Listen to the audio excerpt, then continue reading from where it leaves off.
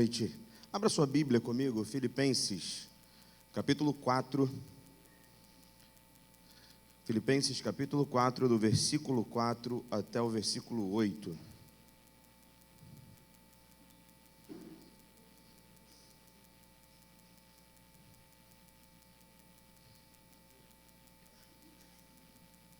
Quem achou diz amém? Amém. Diz assim a palavra do Senhor. Alegrai-vos sempre no Senhor. Digo outra vez, alegrai-vos. Seja a vossa equidade notória a todos os homens, pois perto está o Senhor. Não estejais inquietos por coisa alguma. Antes, as vossas petições sejam em tudo conhecidas diante de Deus pela oração e súplicas com ação de graças. E a paz de Deus, que excede todo entendimento, guardará os vossos corações e os vossos sentimentos em Cristo Jesus. Quanto ao mais, irmãos, tudo que é verdadeiro, tudo que é honesto, tudo que é justo, tudo que é puro, tudo que é amável, tudo que é de boa fama, se há alguma virtude e se há algum louvor, nisso pensai. Senhor, nosso Deus e nosso Pai, aqui estamos nessa noite gratos por tudo que o Senhor já tem feito, por tudo que o Senhor já tem realizado nessa semana, nesse mês e ao longo desse ano. Entendemos, ó Deus, que tudo que temos vivido é mediante, ó Deus, a Tua complacência. Em nome de Jesus, amém e amém. Podeis assentar, queridos. Estamos na terceira semana de oração, né? E hoje nós separamos para falar sobre saúde. Nessa noite eu quero fazer uma abordagem bíblica sobre o tema doença. Esse seria até o tema da mensagem, uma abordagem bíblica sobre as doenças, sobre o que a Bíblia fala sobre período da nossa vida quando estamos doentes, acometidos por uma enfermidade, que às vezes nós temos uma perspectiva errada da doença, né? Há muito que se fala em alguns meios cristãos, mais pentecostais, asseverados que a doença pode ser devido a um pecado não confessado, devido a um pecado que o seu pai, a sua mãe fez em outro tempo, em outra geração. Então é possível que você em algum momento ou outro esteja enganado no que a Bíblia fala sobre doença. Na verdade, a doença é algo que acontece na nossa vida devido ao pecado original no Jardim do Éden.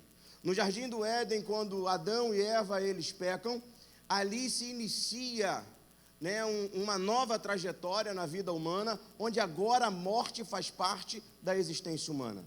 Porém, quando fomos criados por Deus, não fazia parte do projeto, não fazia parte do plano, não fazia parte daquilo que Deus tinha sonhado para a humanidade, um momento de morte.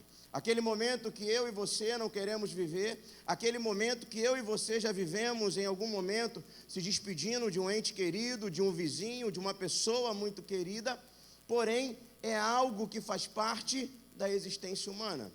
E outra feita, pregando aqui no culto, eu dizia que não é tão ruim assim você chegar até o final da sua vida sem saber por que viveu, mas ruim é saber não o propósito pelo qual essa vida foi inserida em mim e em você. Então, nessa noite, nós iremos pensar sobre isso, o que a palavra de Deus declara, o que ela fala sobre as doenças. E por isso, primeiro, Filipenses capítulo 4, do versículo 4 ao 8, para entender um pouquinho e aprender um pouco com Paulo sobre o que se fala de inteligência emocional. Vivemos um tempo hoje de aflição, de medo, de angústia, onde pessoas, quando estão em algum momento desfavorável da sua vida, ela esquece do Salmo 46, versículo 10. Salmo 46, versículo 10 vai dizer: aquietai-vos e sabei que eu sou Deus. E no versículo 1 ele diz: o Senhor é o meu refúgio, fortaleza bem presente na hora da angústia. Na hora da angústia, eu olho para o meu Senhor, porque Ele é fonte de refúgio e também a minha fortaleza.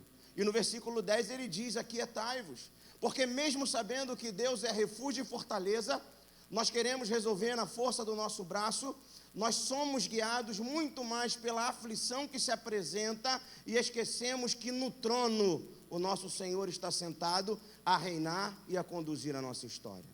O apóstolo Paulo, ele vai nos dar um exemplo de equilíbrio emocional. E por quê, pastor? Porque Filipenses é uma carta onde o apóstolo Paulo escreve no momento de prisão, no momento de aflição, no momento que ele estava cerceado do seu direito de ir e vir.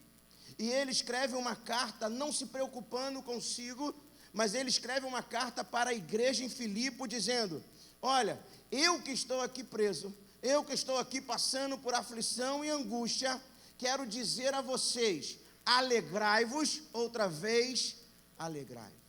O apóstolo Paulo, ele poderia dizer assim: já que estou preso, eu não quero pregar, eu não quero falar, eu não quero expor nada, eu só quero viver aqui agora esse momento de angústia e quero murmurar todos os dias contra Deus porque não me livrou dessa cadeia. Mas não é isso que ele faz. Ele olha para tudo aquilo que ele tem como prioridade na sua vida e ele lembra: eu tenho igrejas na qual fundei que eu preciso cuidar.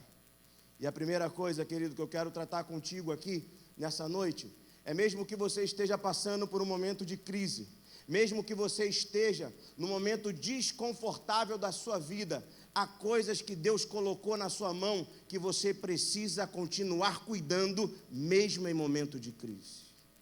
Porque há pessoas que no momento de crise somente lembram de murmurar, somente lembra de reclamar, somente lembra de todo momento que encontra um irmão, uma irmã, dizer: a luta está difícil demais, eu não estou aguentando, eu não estou suportando, e você deixa de cuidar da sua vida espiritual, você deixa de cuidar da sua família, da sua vida profissional, e a crise te engole, e você paralisa. O apóstolo Paulo, ele está nos mostrando aqui, que mesmo em um lugar desconfortável, eu não posso deixar de cuidar daquilo que Deus colocou na minha mão. Se Deus me deu igrejas para tomar conta, eu vou tomar conta do jeito que eu puder. O apóstolo Paulo, ele não podia sair daquela cadeia, ele estava preso, mas ele tinha o recurso de escrever uma carta e enviar essa carta. A gente se limita em algumas condições e dizendo: eu não posso fazer como eu fazia antes. Ele não podia empreender viagens como ele empreendia antes, porque ele estava preso, mas aquilo não foi impedimento para ele continuar fazendo a obra de Deus, não parar de cuidar daquilo que Deus tinha colocado em suas mãos. E eu estou falando sobre cuidar, porque às vezes você vai dizer: ah, pastor, eu não prego igual o apóstolo Paulo, eu não sou aquele que faz uma obra missionária igual o apóstolo Paulo, mas há coisas que Deus colocou na sua mão para você cuidar, e que você não está cuidando tão bem, devido à crise, devido à dificuldade, devido ao problema, devido às angústias que a vida nos propõe. E o apóstolo Paulo, ele vai fazer isso até o final da sua vida. Se você abre a sua Bíblia, lá em 2 Timóteo, capítulo 4, a gente vai ver o apóstolo Paulo já no caminho para a masmorra, já no caminho para a morte, mas há uma preocupação no coração dele de cuidar daqueles que Deus tinha lhe dado. O apóstolo Paulo, ele podia dizer lá em 2 Timóteo 4 e falar assim: já estou indo para a morte, então eu não vou mais me preocupar com nada. Mas ele pega o seu caderno, o seu bloco, começa a escrever e manda uma carta ao seu filho na fé, Timóteo, e diz: Timóteo, combati o bom combate, encerrei a carreira, mas guardei a fé, daqui para frente é contigo agora. O apóstolo Paulo, até o final da sua trajetória, até o final da sua caminhada, ele cuidou de tudo aquilo que Deus tinha colocado em suas mãos. Isso é inteligência emocional, isso é equilíbrio, não em técnicas meramente humanas, mas também porque ele sabia quem ele era e para o que ele foi chamado. Eu não descarto ajudas, eu não descarto, querido, que em um momento ou outro você vai precisar de uma psicóloga, e minha esposa está se formando no ano que vem, depois eu te dou um cartãozinho dela. Eu não descarto ajuda profissional, mas a palavra de Deus também tem respostas para a hora da crise. A palavra de Deus, ela tem resposta para todo momento da nossa vida.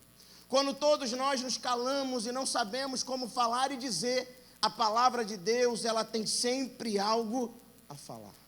Então é necessário ouvir o que essa palavra diz, é necessário ouvir o que essa palavra declara. E diante das doenças, diante daquilo que nos acomete de tempo em tempo, é necessário entender que o cristão, ele tem uma visão peculiar do mundo. O cristão não tem uma visão do mundo como todo mundo tem, mas o cristão, ele tem uma visão peculiar. E por que, pastor, uma visão peculiar do mundo? Porque a nossa visão, ela não é respaldada pelo que nós achamos, mas a nossa visão do mundo é respaldada pelo que a palavra de Deus declara e diz. A palavra de Deus declara que a doença é algo que entra no mundo mediante ao pecado, mediante aquilo que foi estabelecido no Éden. Então nós teremos que conviver com essa doença. Nós teremos que conviver em um momento ou outro com uma dor de cabeça, com algo que nos acometa, com o passar dos anos.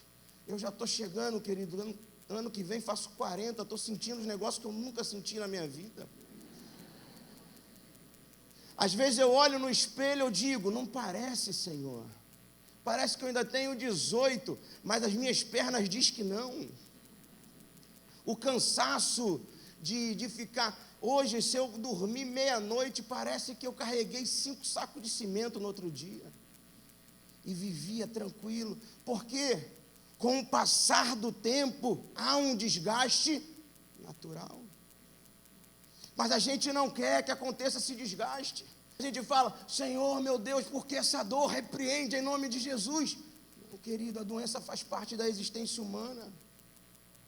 Ah, mas o Senhor tem todo o poder para curar, pastor. O Senhor tem todo o poder para com uma palavra fazer e agir. Tem. Mas é na hora dele. É no momento dele. E como ele quiser. É necessário nessa caminhada o contentamento. Porque a Bíblia ela é categórica em afirmar que a doença é uma consequência do pecado.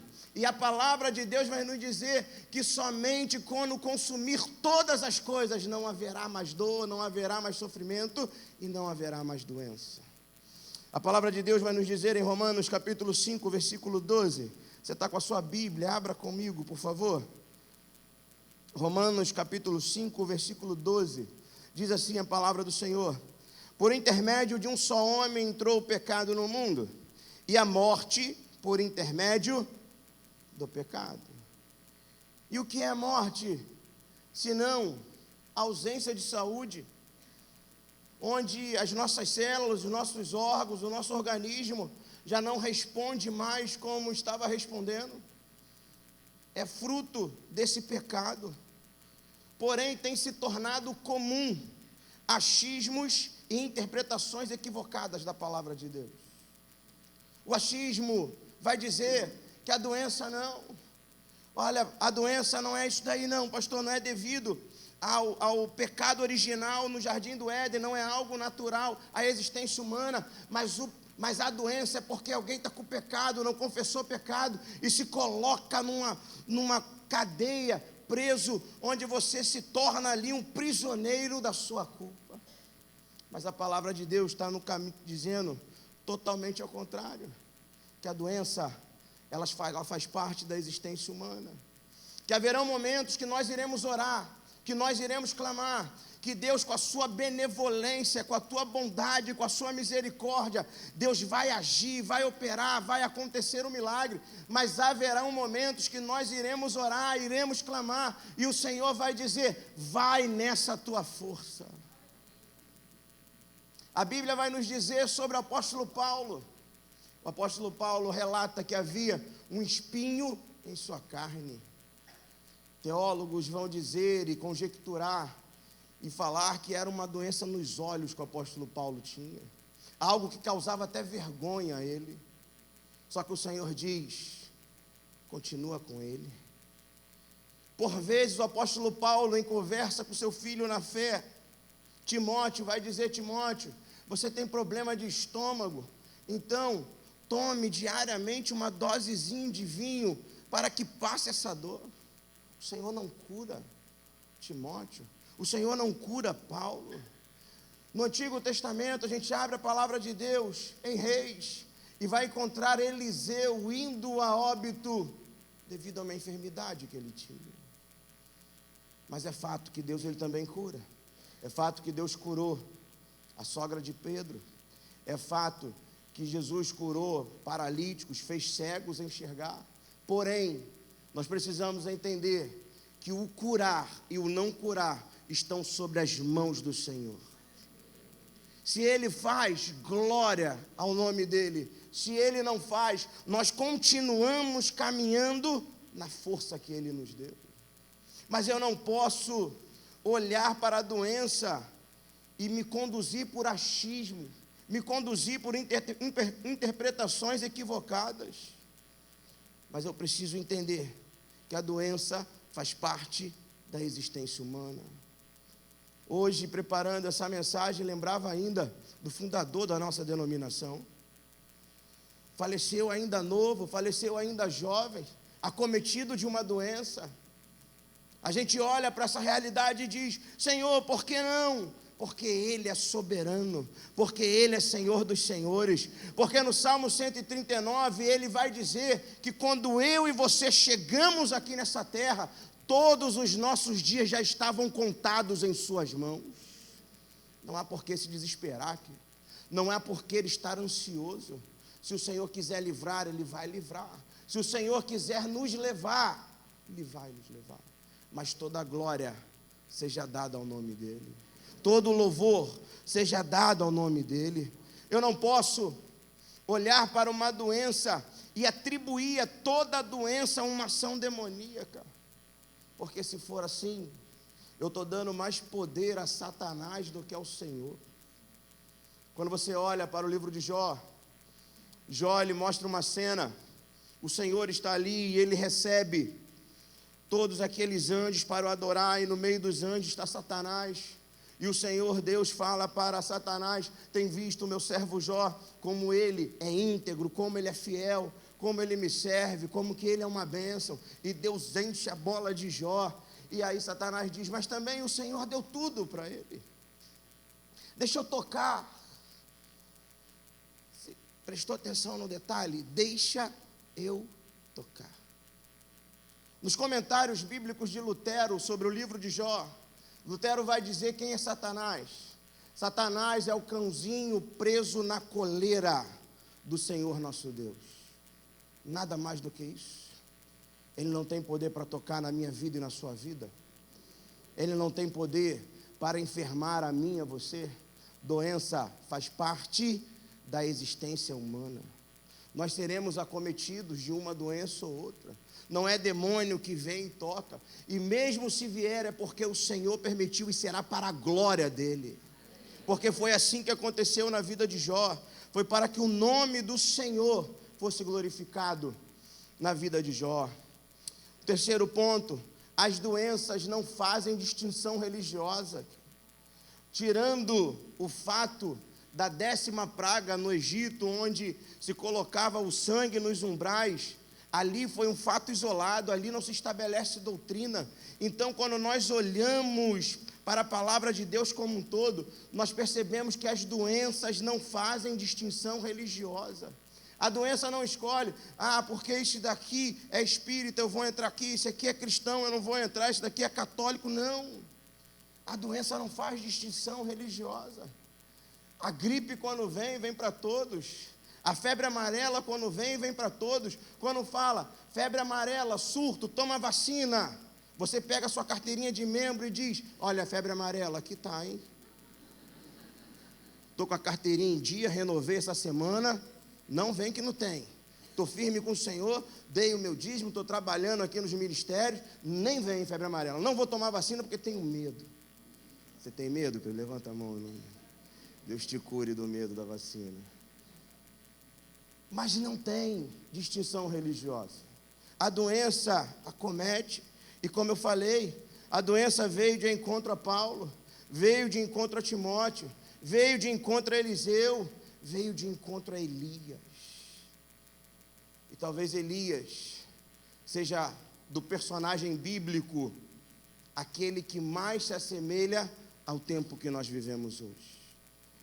Porque é nítido que Elias passa por um período de depressão. Que Elias, ele é tratado pelo Senhor. Que ele é resguardado pelo Senhor. Há um livro que eu até indico para os irmãos, se estão passando por depressão, se alguém na família passando depressão. Depressão e Graça, livro do Wilson Portes, autor evangélico, um livro que vai falar sobre como Deus trata de Elias no seu divã, um livro extremamente abençoador. Wilson Portes, ele também é depressivo, ele passa por essa doença, e ele escreve o livro, e ele oferece à igreja como um tratamento. Eu quero citar também um outro livro. Esse outro livro não é cristão, mas ele está entre as 100 maiores obras literárias do século. Ele foi lançado em 2011, mas está entre as 100 maiores obras literárias. É de um americano chamado Andrew Solomon. Ele também tem a depressão, ele é um repórter, e ele faz uma pesquisa por todas as culturas, para entender a depressão em todas as culturas, para entender as doenças em todas as culturas, e ele tem ali relato, ele tem tratamento, e uma coisa que chama muito atenção no livro do Andrew Solomon, que ele diz: depressão se vence com remédio, com terapia e com fé. Não se vence somente com fé em Deus, é necessário ter fé em Deus. É necessário saber que você foi criado para a glória de Deus e que Jesus morreu na cruz pela sua vida, mas é necessário remédio para estabilizar a sua taxa biológica, a sua taxa hormonal, e é necessário terapia para ajustar a sua forma de pensar.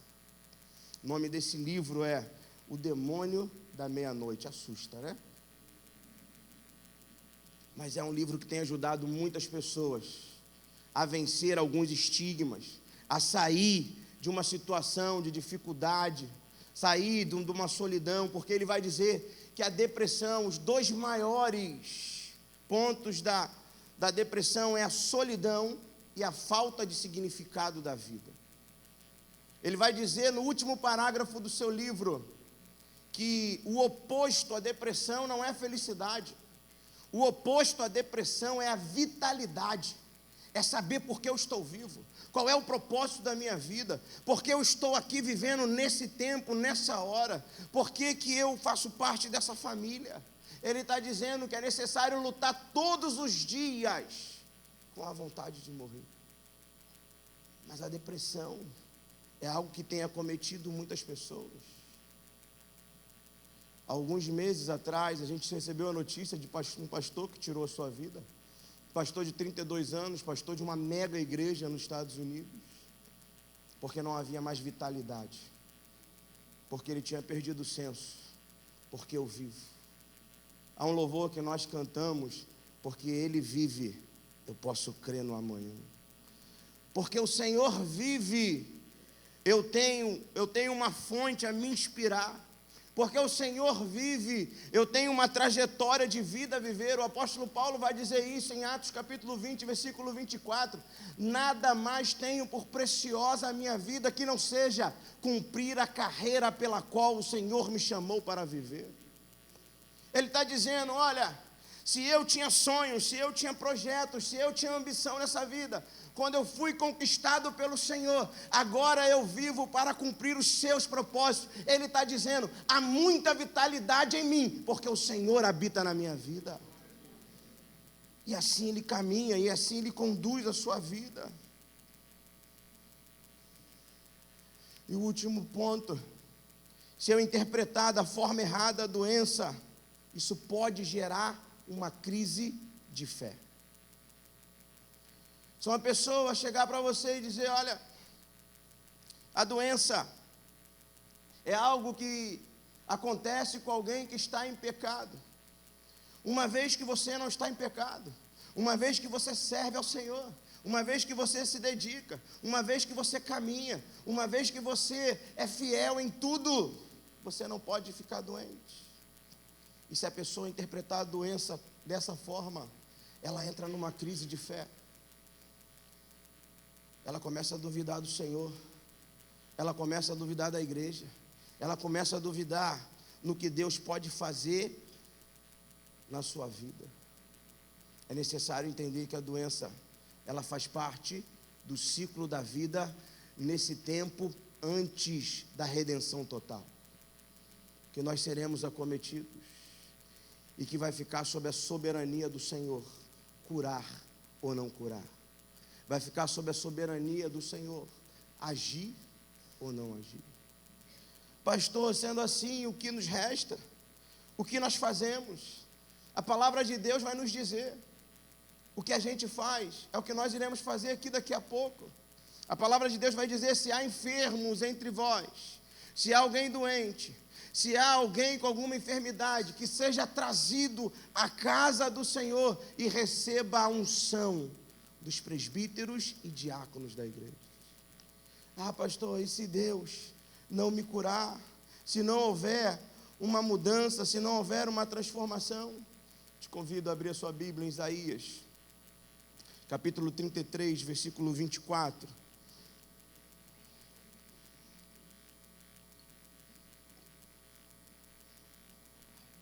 Isaías, capítulo 33, versículo 24. Diz assim a palavra do Senhor. Lembrando que Isaías é um livro messiânico, que Isaías aponta para o Messias, que Isaías fala do porvir. Ele diz assim: nenhum morador de Sião está doente, e os pecados dos que ali habitam serão perdoados. Isaías não está falando de Sião físico, mas ele está falando da eternidade. Ele está dizendo que na eternidade não haverão mais doentes. Ele está dizendo que na eternidade todos os pecados serão perdoados. Se aqui eu não recebi a cura, se aqui a doença me acometeu, me fez sofrer, me fez ter dor, lá na glória eu serei transformado, e lá na glória não haverá mais dor, não haverá mais sofrimento, e é por isso que eu espero e aguardo. E mesmo com dor, mesmo sofrendo, mesmo com angústia, mesmo com aflição, eu continuo cuidando daquilo que Deus deu em minha mão. Eu cuido do meu ministério, eu cuido da minha família, eu cuido da minha vida espiritual, eu cuido do meu equilíbrio emocional. E Apocalipse capítulo 21, versículo 3 e 4, se você puder, abra comigo também. Apocalipse, capítulo 21, versículo 3 e 4. Diz assim a palavra do Senhor: ouvi uma forte voz que vinha do trono e dizia: agora o tabernáculo de Deus está com os homens, com os quais ele viverá. Eles serão os seus povos. O próprio Deus estará com eles e será o seu Deus. Ele enxugará os seus olhos toda lágrima. Não haverá mais morte, nem tristeza, nem choro, nem dor, pois a antiga ordem já passou.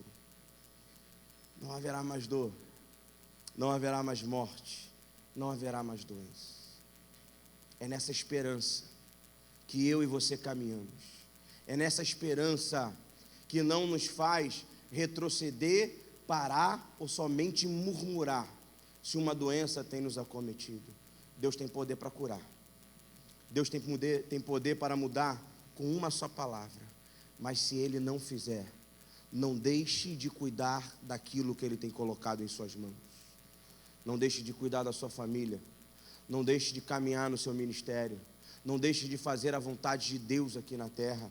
Isaías capítulo 43, versículo 7 diz que eu e você fomos criados para a glória dele. Uma doença não pode nos impedir. Uma doença não pode nos parar. Seja como for, continue fazendo. O apóstolo Paulo nos ensina em Filipenses 4:7. O não poder ir não o impediu de continuar cuidando. Mesmo que em um momento da sua vida você esteja acamado, entenda que naquele lugar você foi chamado para glorificar ao nome do Senhor. Que naquele lugar você foi chamado para ainda permanecer em fé, anunciando as boas novas do Evangelho. Amém.